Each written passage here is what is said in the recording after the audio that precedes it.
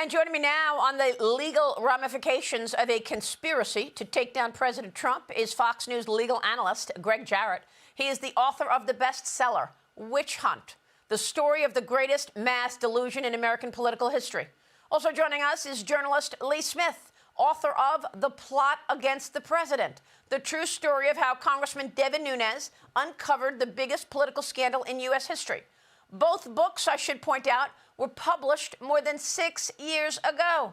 Back in 2019, these two were telling us the truth. Gentlemen, thank you so much for joining us this morning, and thank you for your work. Greg, kicking things off with you, what is your reaction to what you just heard from John Ratcliffe? Do you believe the DOJ will act, and will the statute of limitations apply to conspiracy or not? I would say yes to all three. This does look like a broad criminal conspiracy, Maria, by unscrupulous officials, dishonest people.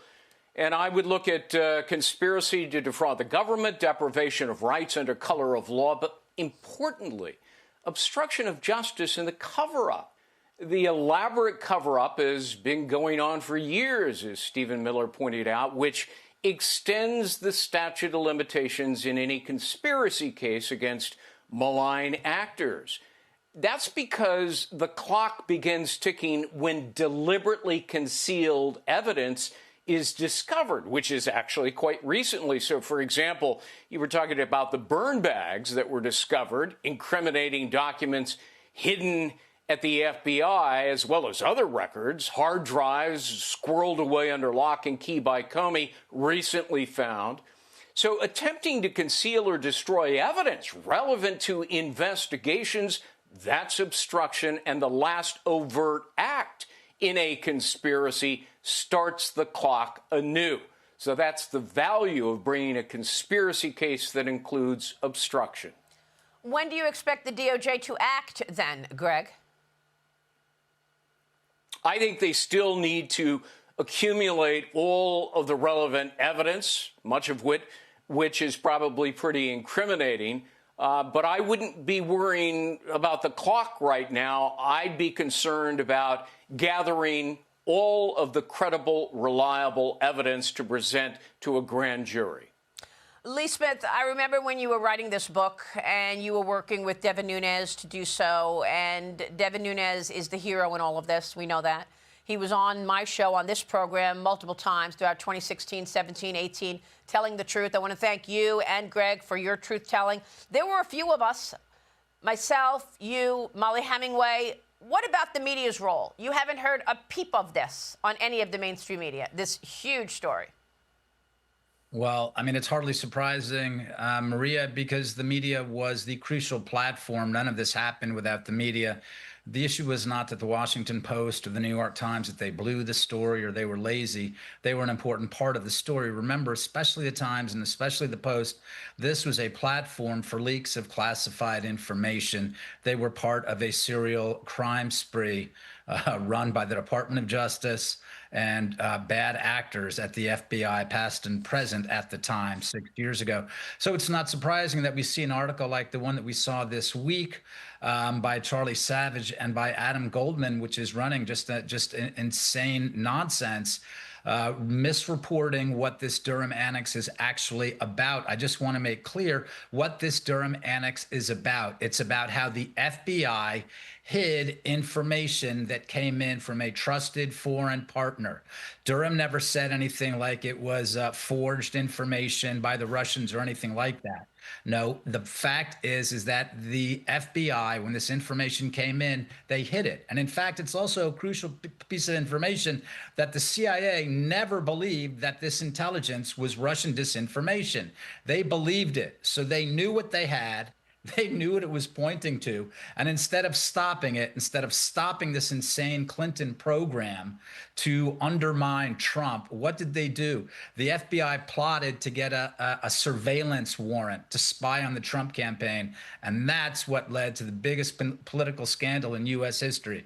And Maria, you're absolutely right. You were on it. I remember talking to you for that book. I remember watching you and being very grateful also to Gregg's reporting too.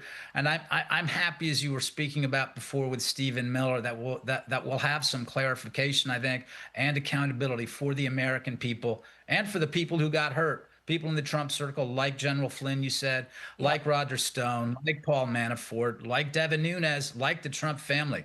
A lot of people were badly hurt by this, but as a whole, it really targeted our constitutional republic. Well, Gregg, it ripped the country apart, didn't it? And the media was critical in terms of doing that.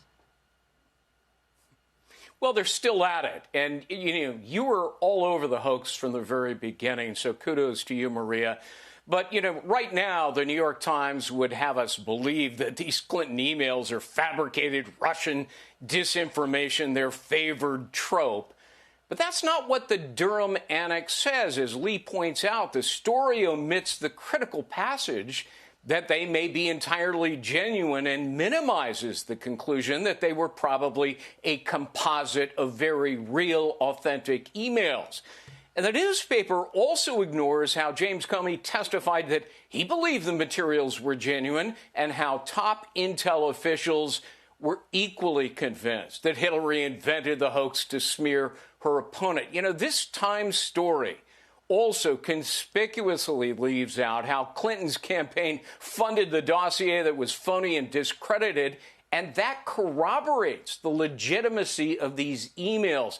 But don't forget, the Times won a Pulitzer Prize for getting the collusion story fundamentally wrong, so they're deeply invested in maintaining the fiction that, everything's Russian disinformation, just like Hunter's laptop. There was never a Trump-Russia collusion conspiracy, but there was a conspiracy to frame Trump for collusion, and the media was in on it. But, you've got to move this forward now, right? And I don't understand why we are not seeing more action right now. Maybe I'm too close to it because I followed this and knew this was alive from day one, as you did. But shouldn't the DOJ have enough information now? Don't they have enough facts now to move forward and prosecute right now? Inventing a lie is easy, and selling the lie to the public is even easier. But, uncovering the truth, that's hard. Go ahead, Lee, real quick. I think there's plenty of evidence in this newly released document, as well as the Durham report in general, to say how this got buried, to go around and investigate who buried it. It's very clear what happened. Part of the FBI knew what was going down, another part didn't. So someone clearly buried this information. That's trouble right there. All right, we will leave it there. Gentlemen, great to have you this morning. Thanks very much. Fox News legal analyst Gregg Jarrett, journalist and author Lee Smith. Thank you. Hey, it's Will Cain. Click here to subscribe to the Fox News channel on YouTube. It's the best way to get our latest interviews and highlights. And click to subscribe to the Will Cain podcast for full episodes right now.